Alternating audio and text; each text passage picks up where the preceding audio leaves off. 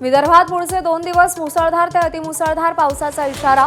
नागपूर, चंद्रपूर आणि गडचिरोलीत शाळा महाविद्यालयांना सुट्टी।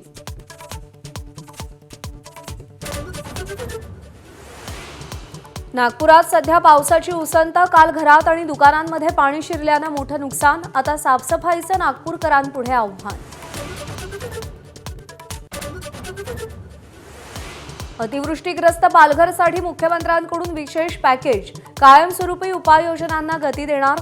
वसई विरारमध्ये पाणी साठवण्यासाठी होल्डिंग पॉन्ड्स बनवणार। पीक विम्यासाठी अवघे 3 दिवस उरले असताना राज्यातील धक्कादायक आकडेवारी हाती। गेल्या वर्षीच्या तुलनेत 9 लाखाहून अधिक शेतकऱ्यांची पाठ। जोखमीचे 5 ट्रिगर्स वगळल्यामुळे नाराजी।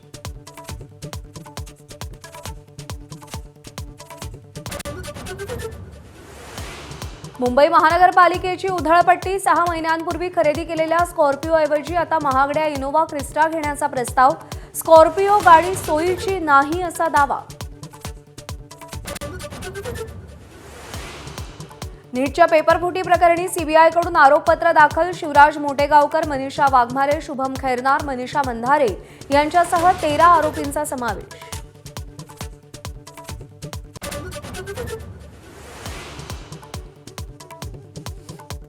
लोकसभेत पेपरफुटी सुधारणा विधेयकावरच्या चर्चेचा आजचा दुसरा दिवस। विरोधी पक्षनेते राहुल गांधी आज बोलणार। केंद्रीय मंत्री जितेंद्र सिंग उत्तर देणार। विधेयक एकमतानं संमत होण्याची अपेक्षा। अमित शहांनंतर पंतप्रधान मोदींची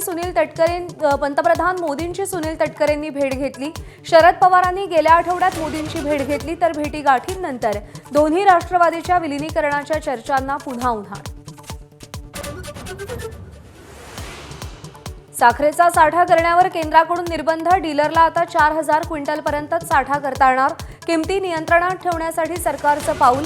मे महिन्यापासून निर्यात बंदी।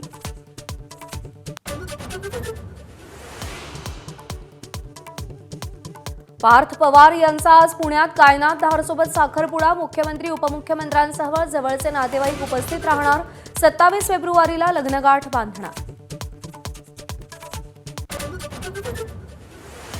राष्ट्रकुल क्रीडा स्पर्धेत भारताला आणखी 2 रौप्य पदकं। हरजिंदर कौर आणि मुलबीर सिंगनं रजत पदकं पटकावली। 12 पदकांसह भारत 9व्या स्थानी। आज गुरुपौर्णिमेचा उत्साह। शिर्डी, अक्कलकोटमध्ये शेगाव, नरसोबाच्या वाडीमध्ये भक्तांची गर्दी।